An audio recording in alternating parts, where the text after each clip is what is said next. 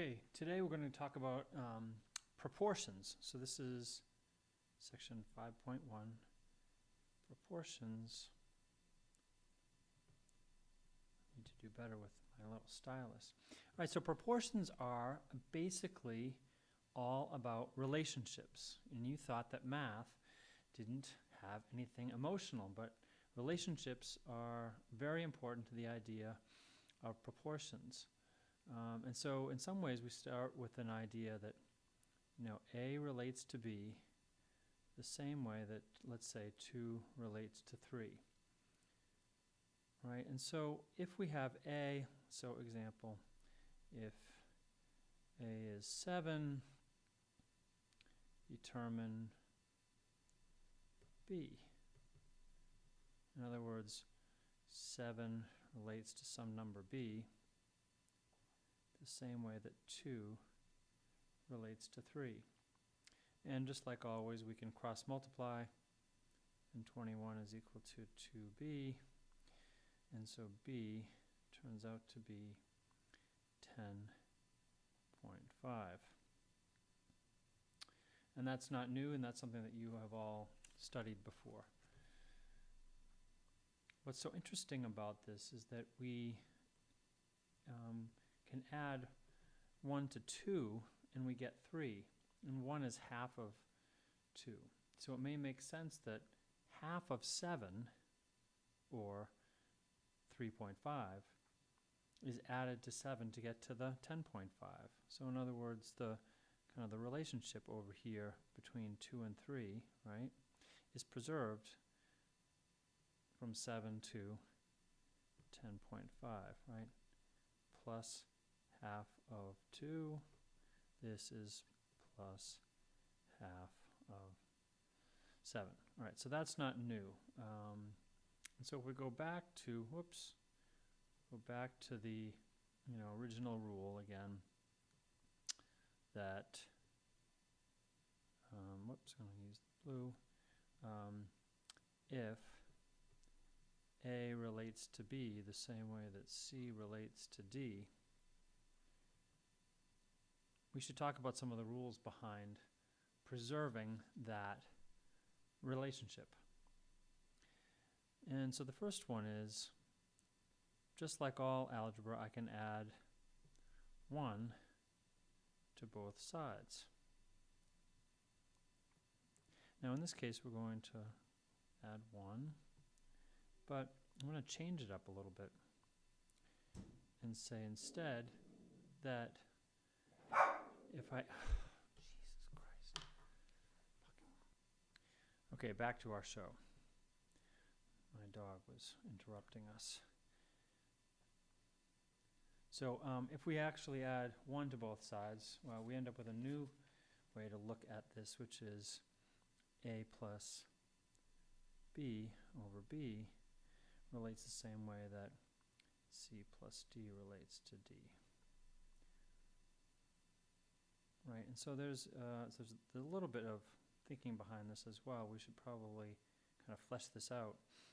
So if I look at, let's say, example, we know that 2 relates to 3 the same way that 4 relates to 6. This rule says, let's see if this is true, is 2 plus 3 over 3 the same as 4 plus 6 over 6? And in fact, we can see that, yes, in fact, 5 relates to 3 the same way that 10 relates to 6. So check. We're in good shape on that one.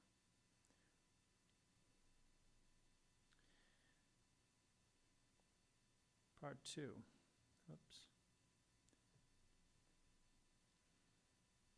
We also know that if A relates to B the same way that C relates to D, this yields this product. A times D is equal to B times C. And this is just cross multiplication.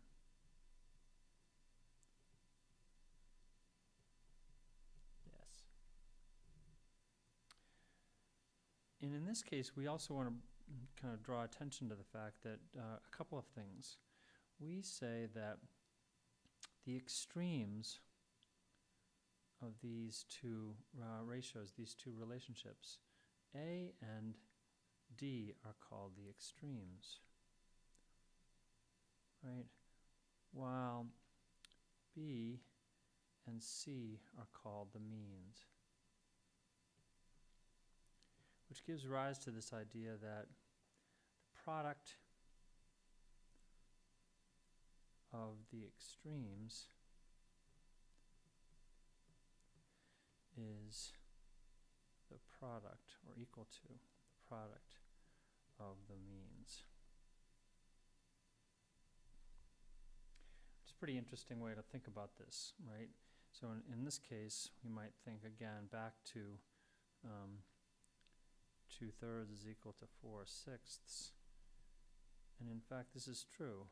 The extremes, in this case, being 2 and 6, so 2 times 6 does equal 3 times 4, or the extremes over here.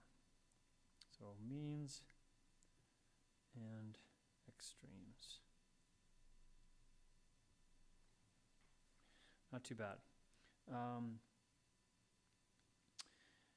It brings us to another idea, which is very important coming up in triangles. And so this is number 3.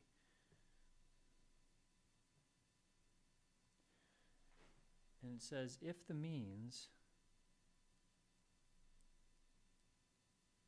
are the same number,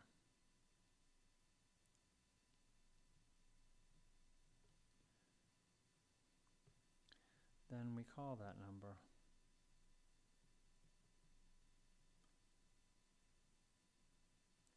geometric mean.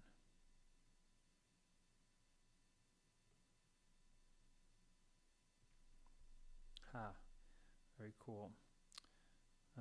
What does that mean? So again, let's think about an example. Oops. Back to here. Example.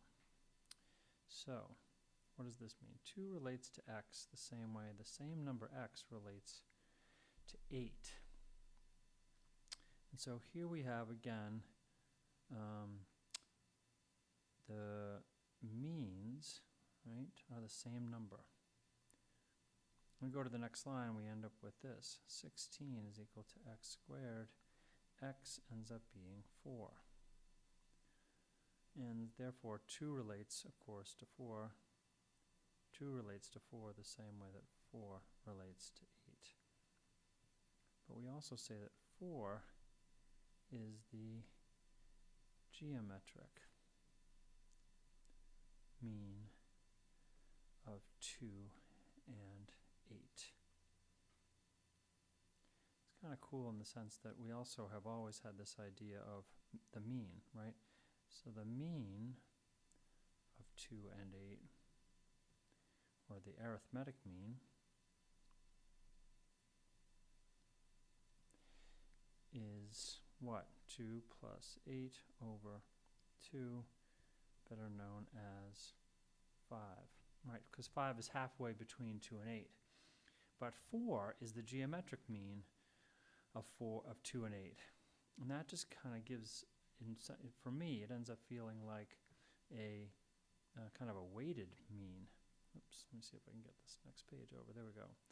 All right, so a weighted mean. So if you think about a number line, let's see, 2, 2, 3, 4, 5, 6, 7, and 8, right? Now 5 is exactly in the middle, and 4 is a little bit closer to 2. And so I always feel a little bit like a geometric mean gives this sense of weighted, right, that we're weighting the geometric mean a tiny bit closer to the smaller number, where 5 falls exactly in the middle, right? These two things are exactly the same. This number is going to be pretty important to us kind of going forward.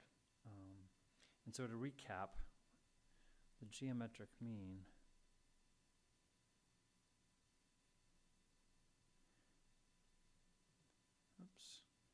mean of a B can be found by setting this up. A relates to X the same way that X relates to B. I've also had students kind of get used to that and saying that X squared equals A times B, or X is the square root of A times B, right? And so that ends up being the geometric mean. I want to go back a tiny bit and see if I can put some other form in here. And that is, we have a couple of other rules that we should probably cover. So let's go back and call this 2A. This one is not as intuitive. And that is that if A relates to B the same way that C relates to D, right? It turns out that we can also have this same ratio. A will relate to C, or the numerators relate the same way that the denominators relate.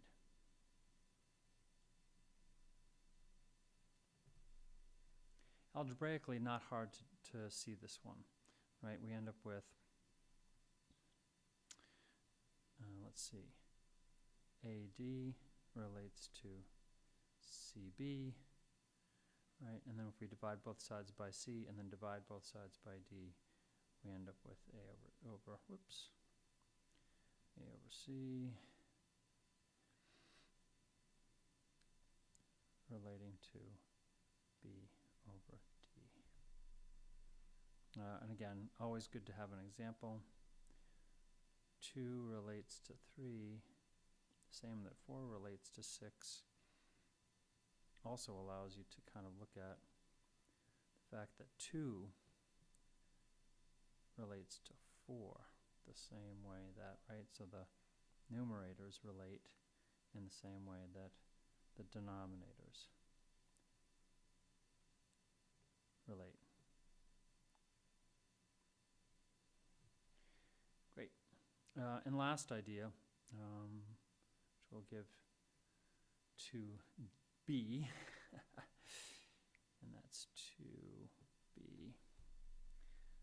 This is very intuitive. If A relates to B the same way that C relates to D, then we can switch. Then B over A relates to D over C. 2/3 relates to 4/6, gives rise to 3/2 is the same thing as 6/4. Right? And this one, right? End of 5.1 video.